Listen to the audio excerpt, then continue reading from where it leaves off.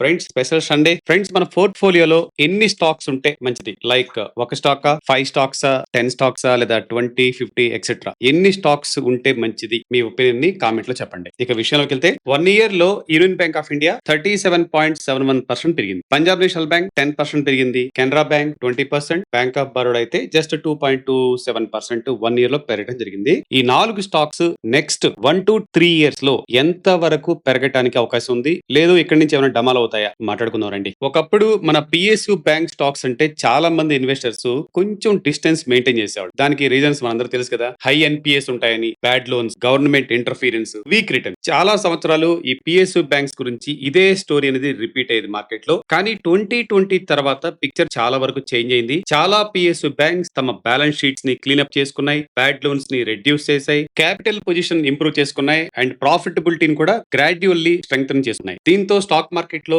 కొన్ని PSU banks significant గా రీ rating చూసాయి. ఒకప్పుడు బుక్ వాల్యూ కంటే భారీ డిస్కౌంట్ లో ట్రేడ్ అయిన కొన్ని బ్యాంక్స్ ఇప్పుడు బుక్ వాల్యూకి దగ్గరగా లేదా ప్రీమియం వాల్యుయేషన్స్ కూడా ట్రేడ్ అవుతున్నాయి. So PSU banking turn around అనేది కేవలం ఒక స్టోరీ అయితే కాదు ఫ్రెండ్స్, నెంబర్స్ లో కూడా కనిపిస్తుంది. ఇప్పుడు ఈ రోజు మనం అలాంటి 4 మెయిన్ పిఎస్యు బ్యాంక్ స్టాక్స్ గురించి డీటెయిల్ గా మాట్లాడుకుందాం. ఫ్రెండ్స్ ఇంపార్టెంట్ పాయింట్ ఏంటంటే ఇది బై రికమెండేషన్ కాదు, మన objective simple. Which PSU banks deserve a place in our radar అనేది అండర్స్టాండ్ చేసుకోవడం. సో ఈ స్టాక్స్ ని ఫ్రెండ్స్ మనం ఒరిజినల్ గా స్క్రీనింగ్ లో 4 బేసిక్ కండిషన్స్ ని కన్సిడర్ చేసాం. Return on equity about 12%, price to book below 1.5 times, ముఖ్యంగా gross NPA below 3%, net NPA below 1%. అంటే సింపుల్ గా మన కంపెనీస్ ఏదైతే ఉన్నాయో ఇప్పుడు ప్రాఫిటబిలిటీ రీజనబుల్ గా ఉండాలి, అసెట్ క్వాలిటీ హెల్దీగా ఉండాలి అండ్ వాల్యుయేషన్స్ ఎక్స్ట్రీమ్లీ ఎక్స్పెన్సివ్ గా ఉండకూడదు. ఒక స్మాల్ నోట్ ఏంటంటే price to book ratio stock price తో డైలీ చేంజ్ అవుతుంది కాబట్టి మనం ఈ వీడియో చూస్తున్నప్పుడు లేటెస్ట్ వాల్యుయేషన్స్ ని సపరేట్ గా చెక్ చేయడం ఇంపార్టెంట్. ఇప్పుడు ఒక్కొక్క బ్యాంక్ గురించి డీటెయిల్ గా మాట్లాడుకుందాం. మనకి లిస్ట్ లో ఫస్ట్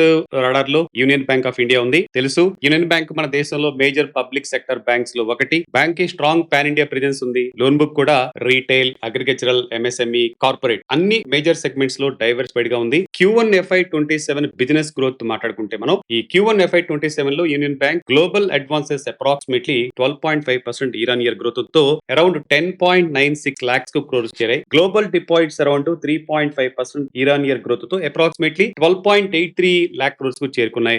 RAM అంటే ఆర్ అంటే retail, agricultural and MSME, RM అంటాం, ర్యామ్ అంటాం మనం. అడ్వాన్సెస్ అరౌండ్ 11.56% గ్రోత్ అయినాయి. డొమెస్టిక్ అడ్వాన్సెస్ లో ఈ ర్యామ్ షేర్ రఫ్లీ 57%. అంటే లెండింగ్ బుక్ రీజనబుల్లీ డైవర్సిఫైడ్ గా ఉందన్నమాట. ఇక profitability stand alone union bank quarterly net interest income 10,037 crores, quarterly net profit 5,332 crores, net profit year on year base లో 29.57% పెరిగింది. Net interest margin stood at 2.8%. ఇది previous levels తో compare చేస్తే improvement కనబడుతుంది. ఇక బ్యాంకింగ్ సెక్టర్ అంటే మనం మాట్లాడుకోవాల్సింది asset quality. Union bank లో major positive improving asset quality అండి. గ్రాస్ ఎన్పిఏ గత ఇయర్ క్వార్టర్ లో 3.52% ఉండగా ఇప్పుడు 2.65%, net NPA 0.47%, provisions coverage ratio 95.05%. అంటే బ్యాడ్ లోన్స్ పై ప్రొవిజనింగ్ కుషన్ కూడా చాలా స్ట్రాంగ్ గా ఉంది. ఇక ROA return on assets 1.36%, return on equity 17.3%, CRAR capital to risk weighted asset ratio అంటాం కదా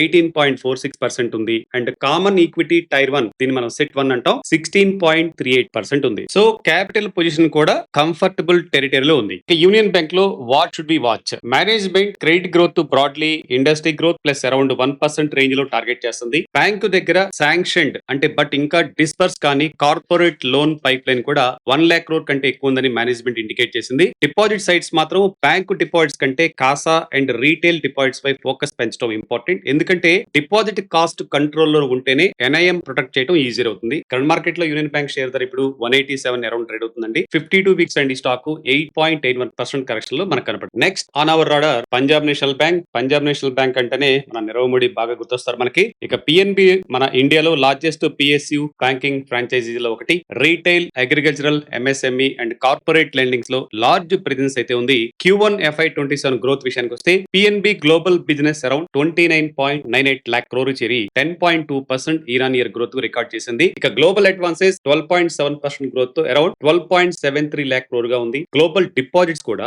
8.5% గ్రోత్ తో అరౌండ్ 17.25 lakh crores కలిగి ఉంది. ఇక RAM అడ్వాన్సెస్ అరౌండ్ 12.8% గ్రోత్ తో అప్రాక్సిమేట్లీ 6.88 lakh crores కు చేరాయి. డొమెస్టిక్ అడ్వాన్సెస్ లో ర్యామ్ షేరు 57.2% ఉందండి. PNB లో మనం ప్రత్యేకంగా మాట్లాడుకోవాల్సింది రీటైల్ అండ్ ఎంఎస్ఎంఈ గ్రోత్ గురించి. పిఎన్బి లో ఎంఎస్ఎంఈ అడ్వాన్సెస్ అరౌండ్ 19.8% గ్రోత్ ఉన్నాయి. Retail advances excluding IBPC 17.5% growth. Vehicle loans growth అయితే 34.4%. అంటే రీటైల్ అండ్ ఎంఎస్ఎంఈ సెగ్మెంట్స్ లో డీసెంట్ మొమెంటం కనిపిస్తుంది. పిఎన్బి క్వార్టర్లీ నెట్ ప్రాఫిట్ అయితే 5253 crore, year on year growth 213.6%. Number చాలా impressive కనిపిస్తుంది. కానీ ఇక్కడ కాంటెస్ట్ చాలా ఇంపార్టెంట్. ప్రీవియస్ ఇయర్ క్వార్టర్ లో ఇన్కమ్ ట్యాక్స్ ప్రొవిజన్స్ అన్యూజువల్ గా హైగా ఉండటం వల్ల ప్రాఫిట్ బేస్ లోగా ఉంది. అందుకే ఈ 213.6% గ్రోత్ లో లో బేస్ ఎఫెక్ట్ కూడా ఉంది. కాబట్టి 213% చూసి కోర్ బిజినెస్ కూడా 213% గ్రో అయిందని అనుకోవడం కరెక్ట్ కాదు. Operating profit around 6.2% year on year growth అయ్యి 7,519 crores చేరింది. నెట్ ఇంట్రెస్ట్ ఇన్కమ్ అయితే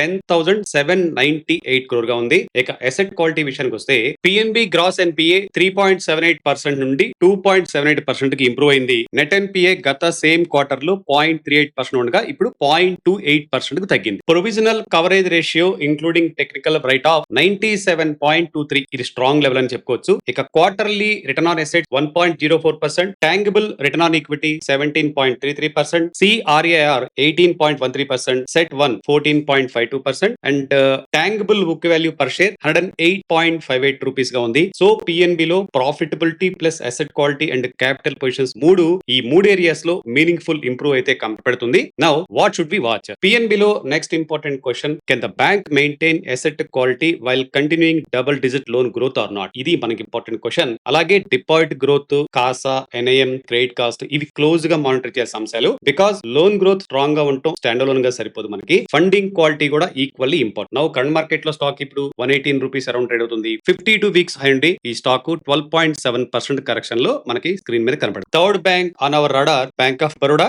ఈ బిఓబి కి స్ట్రాంగ్ డొమెస్టిక్ ఫ్రాంచైజీతో పాటు సిగ్నిఫికెంట్ ఇంటర్నేషనల్ బిజినెస్ కూడా ఉంది. రీటైల్, అగ్రికల్చరల్, ఎంఎస్ఎంఈ, కార్పొరేట్ అన్ని మేజర్ ఏరియాస్ లో డైవర్సిఫైడ్ లెండింగ్ బుక్ ఉంది. ఇక Q1 FY27 global business crossed approximately 30.5 lakh crores అండి. Year on year growth 15.4%, global advances grow 17.4%, domestic advances 16.1%, international advances 23.3%, global deposits also grow around 13.8% year on year to approximately 16.34 lakh crores అండి. ఇక retail plus MSME growth particular గా మాట్లాడుకుందాం. Organic retail growth advances 18.4% growth, agricultural 18.7%, organic MSME 20.3%, corporate loans 15.3%. ఇక retail లో అయితే mortgage loans 27.4% grow అయ్యాయి, auto loans 25.3% grow అయ్యాయి. ఇక్కడ మార్టగేజెస్ అయితే 27.4% తో ఉన్నాయి. అంటే ఈ ఆటో లోన్స్ అయినా 25.3% కంటే ఫాస్ట్ గా గ్రో అయ్యని చెప్పుకోవచ్చు. ఇక నెట్ ప్రాఫిట్ విషయానికి వస్తే క్వార్టర్లీ ఆపరేటింగ్ ప్రాఫిట్ 8,127 crore ఉందండి. ఇక్కడ పాయింట్ గుర్తుపెట్టుకోండి. రిపోర్టెడ్ నెట్ ప్రాఫిట్ మాత్రం 1,278 crore, షార్ప్ గా డిక్లైన్ అయింది. కానీ బ్యాంక్ కోర్ బిజినెస్ సడన్ గా కొలాప్స్ అయిందని దీని మీనింగ్ కాదు. Legacy NMC related litigation settlement కారణంగా substantial one off exceptional charge వచ్చింది. US $600 million సెటిల్మెంట్ పేమెంట్ దీనికి సంబంధించింది. ఈ ఎక్సెప్షనల్ ఇంపాక్ట్ కనుక లేకపోతే adjusted net profit approximately 5,528 crore గా ఉండేది. సో ఇది ఇన్వెస్టర్స్ కు మంచి లెసన్. హెడ్లైన్ ప్రాఫిట్ మాత్రమే చూడకండి, ఎక్సెప్షనల్ ఐటమ్స్ కూడా చెక్ చేయడం మర్చిపోవద్దు. అండ్ అసెట్ క్వాలిటీ విషయానికి వస్తే gross NPA 1.99%, net NPA 0.5%, provisional coverage ratio 93.28%. So despite the one off profit hit, core asset quality హెల్దీగా ఉంది. ఇక మార్జిన్స్ విషయానికి వస్తే క్వార్టర్లీ ఎన్ఐఎం 2.77%, మేనేజ్మెంట్ కి కీ ఛాలెంజ్ ఇది. లో కాస్ట్ డిపాజిట్స్ ఇంక్రీజ్ చేయడం and bulk deposits dependency reduce చేయడం, funding cost control చేయగలిగితే ఎన్ఐఎం స్టేబిలిటీకి సపోర్టింగ్ గా ఉంటుంది. ఇక ముఖ్యంగా ఈసీఎల్ ఇంపాక్ట్ గురించి మాట్లాడుకుందాం. Bank of Baroda latest management discussion ప్రకారం ఈసీఎల్ ట్రాన్సిషన్ నెట్ ఇంపాక్ట్ రఫ్లీ 12,000 crores రేంజ్ లో ఉండొచ్చని ఎస్టిమేట్ చేశారు. బ్యాంక్ వద్ద అప్రాక్సిమేట్లీ 2,500 crore ఫ్లోటింగ్ ప్రొవిజన్స్ ఉంది. సో ఈసీఎల్ ఇంప్లిమెంటేషన్ కూడా నెక్స్ట్ ఫ్యూ క్వార్టర్స్ లో మేజర్ మానిటరబుల్ ఫ్యాక్టర్ అవుతుంది మనకి. ఇక బ్యాంక్ ఆఫ్ బరోడాలో మనం మెయిన్ గా వాచ్ చేయాల్సిన వన్ లైన్ చెప్పుకోవాలనుకుంటే core profitability, deposit cost, NIM and ECL impact. Current market లో స్టాక్ 248 అరౌండ్ ట్రేడ్ అవుతుంది. 52 వీక్స్ అండి స్టాక్ 23.8% కరెక్షన్ లో మనకి స్క్రీన్ మీద ఉంది. ఈ లిస్ట్ లో లాస్ట్ అండ్ ఫోర్త్ బ్యాంక్ అండి కెనరా బ్యాంక్. కెనరా బ్యాంక్ కూడా మన ఇండియాలో very large PSU banking franchise. Retail, agricultural, MSME, corporate lending diversified book ఉంది. Q1 FY27 గ్రోత్ విషయానికి వస్తే global business 29.05 lakh crore, year on year growth అయితే 14.37%, global advances 12.93 lakh crore with 17.97% growth, deposit 16.12 lakh crore with 11.63% growth. ఇక RAM growth విషయానికి వస్తే వస్తే advances 21.2% growth తో around 7.65 lakh crores చేరాయి. Retail loans 35.88% growth, housing loans 17.85%, vehicle loans 26.34%, MSME advances అయితే 15.12%. అంటే retail segment particular గా స్ట్రాంగ్ గ్రోత్ అయితే చూపిస్తుంది. ఇక net interest income first time 10,000 crore mark ని క్రాస్ చేసిందండి. Q1 FY27 NII 10,215 crore year on year growth 13.39% ఉంది. ఇక నెట్ ప్రాఫిట్ 4,856 crore గా ఉంది. గ్రోత్ మాత్రం కంపారిటివ్లీ మోడెస్ట్ గా 2.19% ఉంది. దీనికి రీజన్ ప్రీవియస్ ఇయర్ క్వార్టర్స్ తో కంపేర్ చేస్తే ట్రెజరీ అంటే ఇన్వెస్ట్మెంట్ సేల్ ఇన్కమ్ కన్సిడరబుల్లీ లోగా వచ్చింది. లాస్ట్ ఇయర్ కంపారబుల్ క్వార్టర్స్ లో sale of investments income around 1,617 crores ఉండగా